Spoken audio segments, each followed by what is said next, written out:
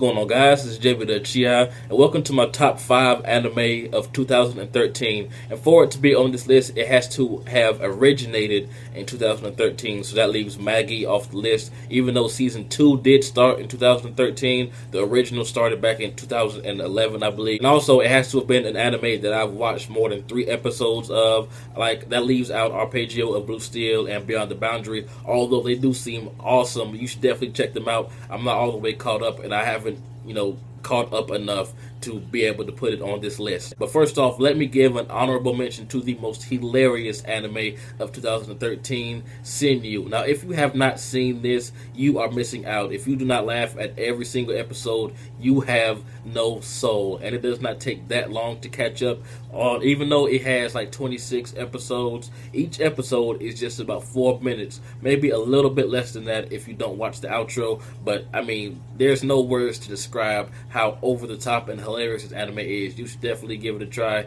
You can watch all 26 episodes in less than 2 hours, so why are you not watching Senyu? Now anyway, on to the actual list. Number 5, Log Horizon. Now, so many people are bashing this series for being a clone of Sword Art, when in fact it's not. It's nowhere near as rushed as the Sword Art anime was. You know how they went from like floor 5 to like floor 60 something in between episodes. This anime, Log Horizon, actually takes its time and introduce you to the characters, and there's so much development. I like a lot of the side characters more, well, not a lot, a few of the side characters more than the main characters, whereas Sword Art Online, your main focus was Kirito and Asuna and Lifa, Sugu, I believe her name was. And that's it pretty much. Everybody else was, just popping up every now and then. Whereas in Log Horizon, there's a huge emphasis on teamwork, and that's the kind of anime that I like. Share the spotlight sometimes. Just because Sword Art Online and Log Horizon both take place inside of a game, there are differences. They are nothing alike. Number 4, Strike the Blood. One of my favorite vampire animes ever. Now, you may think they're kind of cliche, but I would give this a try. At least watch the first few episodes. It's about this high school student named Kojo Akatsuki, and he's been given this power and responsibility and made a vampire, and he doesn't want any part of it. But it's just interesting to see this lazy high school student, gradually realize that he needs to fulfill this prophecy, and that he needs to actually accept these responsibilities, or basically the world is going to be doomed, and he has the power to save it. And he unlocks new powers by sucking on the necks of pretty girls. You can't go wrong with that. And it's just awesome to see this guy from episode 1 who did not want this power at all to gradually evolve into, well, I mean, the anime is still going on, but gradually evolve into this guy who's realizing that he does have this responsibility, and he is beginning to accept it. And this girl who is an observer is sent to observe him and see if he's a threat, and so she can determine if he needs to be eliminated or not. And it seems like she's falling in love with him. So that's like an extra little twist that he did not see coming. So everything about this anime is awesome. The voice acting, the characters, the vivid colors. I just love the colors and animation. It's one of the best looking anime this year, so I would definitely give it a try. Number 3 is Blood Lad. Blood Lad is my favorite vampire anime ever. Now, I've talked about Blood Lad a few times in a few of my videos, so I'm going to keep it short. It's about this vampire who lives in the demon world, and he loves human things like anime and manga, just like we do. And this female human stumbles upon the demon world. He falls in love, or so he thinks. It's not clear if he wants to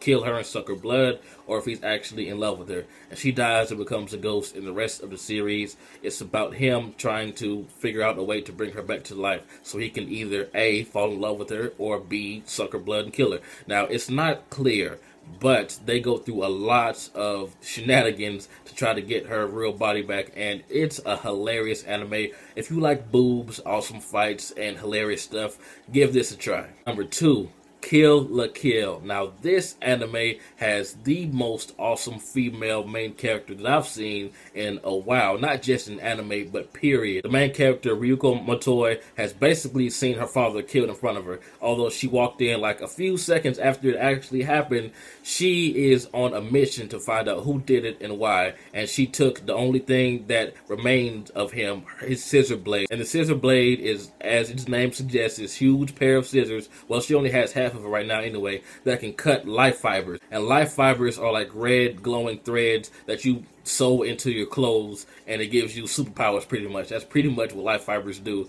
And she makes her way to this school where there are a lot of uniforms called Goku uniforms where they have a lot of life fibers in them. So she has to fight a lot of strong ass people and she gets her ass whooped a few times and her anger does get the best of her, especially as shown in the latest episode. But anyway, I'm not going to spoil anything. She's getting closer and closer to finding out who did this to her father and why. And the person who is in charge of the school, Satsuki, she is a badass. She is one of the most awesome female villains that I've seen. This anime is just awesome all around, and not to mention it is hilarious also. But most of you have already seen Kill la Kill. If you haven't, just watch like the first few episodes. I guarantee you'll watch all the way up to the most recent one. And number one, do I really have to say it? You all knew that this was going to be number one. Unless you have been living under a rock, you knew that Attack on Titan was going to be the number one anime of 2013. Now, I really shouldn't have to explain what Attack on Titan is about because I'm pretty sure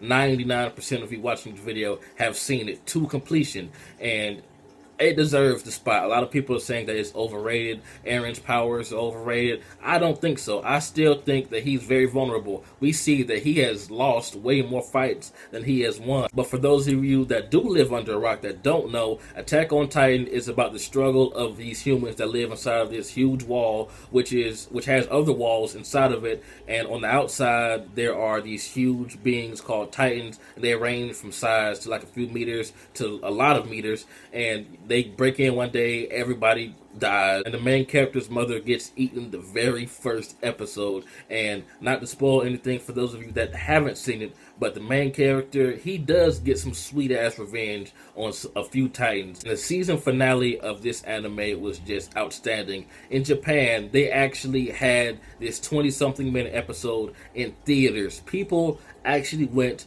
to the movie theater to see episode 25. I'm not joking. So Eren, Mikasa, and Arma deserve the top spot. But what do you guys think? I'm pretty sure a lot of you have seen some anime this year that I haven't. Like, I really wanted to put Beyond the Boundary on here because it does seem pretty awesome, but I haven't seen more than 3 or 4 episodes, and I couldn't put it on here with a good conscience. So leave your top 10 or 5 or even 20 top anime of 2013 down in the comments and tell me which ones I should check out. This has been jbDAuchiha. Like, comment, subscribe, and I'm out.